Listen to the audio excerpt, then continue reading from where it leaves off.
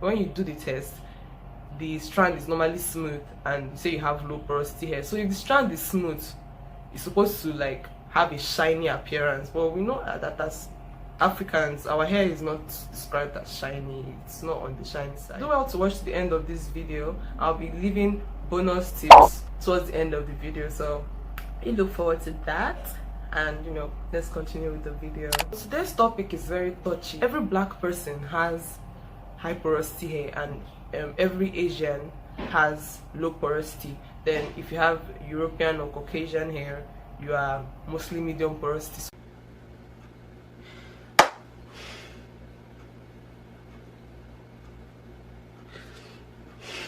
I saw this video from the inspiration for this video rather, I saw it on Naturally Nadine, and I was so shocked. Normally I have high porosity hair. By the way, if you don't even know anything about porosity, I have a previous video which I will link in the cards, even on the end screen as well. So I'm going to start right away. I have my notebook because I like to talk too much. She listed points that proved that we have high porosity hair. Everybody with kinky, afro, black, not mixed. Mixed, we have some mixtures, but if you have black descent, African hair, black person, this is for you. I am not an expert, but I'm bringing it out to you so that you guys would also verify. So she said because the cuticles are closed, the hair is supposed to be shiny. When something is smooth, when you do the test, the strand is normally smooth, and you say you have low porosity hair. So if the strand is smooth, it's supposed to like have a shiny appearance. But we know that as Africans, our hair is not described as shiny. It's not on the shiny side. It's Asians that have really very shiny hair. So I went to look into Asian hair type, generally hair type by the big ethnicities, the Asians, the blacks, and the Caucasians. I looked into research on it. She looked into her own research from FBI and forensic analysis that they use for let's say declaring people innocent. You know what FBI does, criminals and all of that. But I don't have access to those documents, maybe based on my location or other things. But the documents I did have access to explained some things to me. So she said it will be shiny because the cuticles are closed, and from Asian description of their hair, their cuticles are layered, thick layers upon layers, and they are have regular pattern. But one thing we need to know is that between these ethnicities, our hair is actually different, which I got to learn when I looked more into this topic. Our hair is different, like it grows out differently. In fact, to my greatest surprise, black people supposedly have the slowest growth rates among these three ethnicities. Asians having the fastest hair growth, Europeans or Caucasians next, then blacks later. Not the margin is not so much. They gave a margin of 1.3 centimeters for Asians, 1.2 for Caucasians, and 0.9 for blacks. So back to the points that I'm trying to make. Our hair grows out differently among these three types. Asian people have this round, their cuticles, when they look into it under microscope and all those biology research work and all of that, they have round cuticle, like the way the hair grows out from the scalp, like it's kind of round and it grows up like that. I don't know if you understand what I mean, but I'll put some pictures. It's round, while Caucasians are towards the oval shape, and then Africans and black people have flat, oval or elliptical shape. I'll put all these pictures. What I'm trying to pick from here is, which is kind of conflicting with hers, is the reason why Asian hair is shiny is not necessarily because they have low porosity hair, or all of them have to have low porosity hair. So because of the shape of the Asian hair strand, it makes it to reflect light. So you see why I'm coming with this. Like, our hair is not shiny not because we have high porosity hair.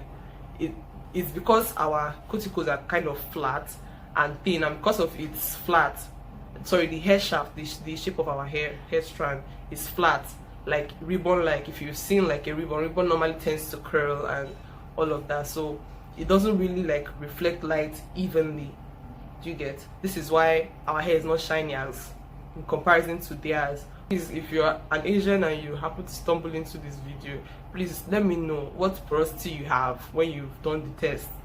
Is it high porosity or low porosity? In fact, some of the sites I even looked at said that they tend to have high porosity hair. So the whole thing, I think one of them was nan oil. I would do well to link all the different websites that I visited to try and understand what was actually going on here. Second point, she mentioned something about kinky. You know, our hair is, let's say, it curls, it does not fall like, you know what I'm saying now. Straight hair is not falling. It's normally out and frizzy and all looking full and all of that. So from my own understanding, the reason for this is because our hair grows out differently. The way our hair grows out, like the way it slants, other than the shape, is even different. Other than the shape I've listed before, the way it grows out is different. Ours is more of like parallel, and since it is parallel to our scalp, and since it is curly, it tends to like, it doesn't fall, our hair doesn't fall. But whereas the other types of hair, Asian and Caucasian, tend to grow perpendicular to the hair. I'm going to put up pictures.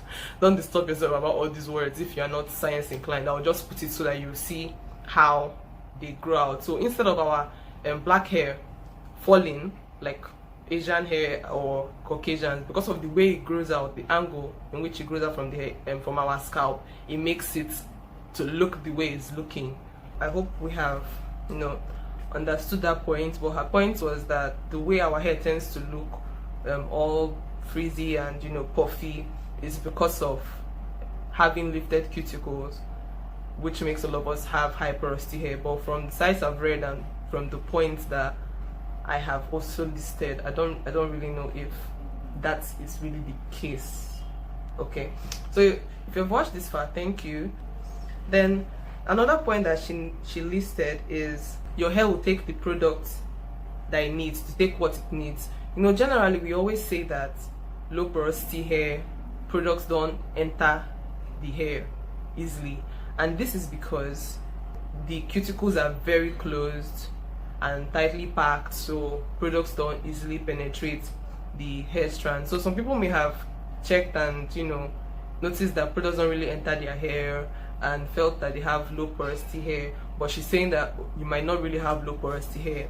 So why is that? She said if you are heavy-handed, and remember that porosity is a spectrum, so since she's saying that we all have high porosity hair, you might be on the lower part of this spectrum, and it means that your hair is not as high, as your hair will not absorb products as quick as somebody that, let's say if your hair is on a 1, your hair is not going to absorb products like someone that their hair is on a 5 or an 8, very high porosity hair, very, you know, very porous hair. So she was saying that your hair is going to take the products it needs, and the remaining is what you see that sit on the hair.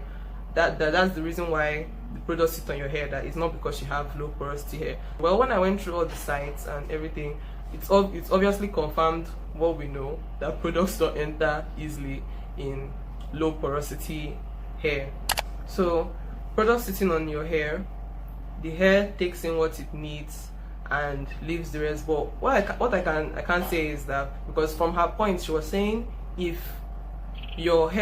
products are sitting on your hair, it most likely means that you're heavy-handed, that people tend to apply a lot of products on your hair, more than what their hair needs. So your hair will take what it needs and leave the rest, which I agree is true.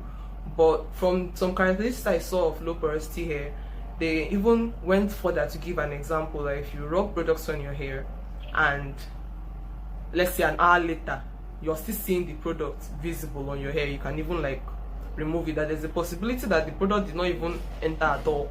Maybe some entered but some did not enter. But she's saying that you seeing products sitting on your hair does not mean that the product didn't enter. It might mean that maybe your hair already has too much products. Some people keep using a lot of products, gels and all of that, and they've not washed their hair and they keep applying more. That is correct, because if you keep applying more products when your hair is not clean, the products will sit on your hair. Even I that have high porosity hair, when my hair is dirty and I keep applying products on my hair, I see it sits on my hair strand. So she's saying that if you are this type of category and you feel like because of that you have low porosity hair, you might be wrong. This thing is, we're all learning together. So if you're a black person here and you believe that you have low porosity hair and you have been doing it like that, is working for you, how do you feel about these points that I've mentioned so far? I feel like this video will be 2 parts because it's already long, and I don't want to bore you guys, so you'll look forward to the next part. Well, thank you for watching this video. I hope you would come back to watch the next videos. Bye.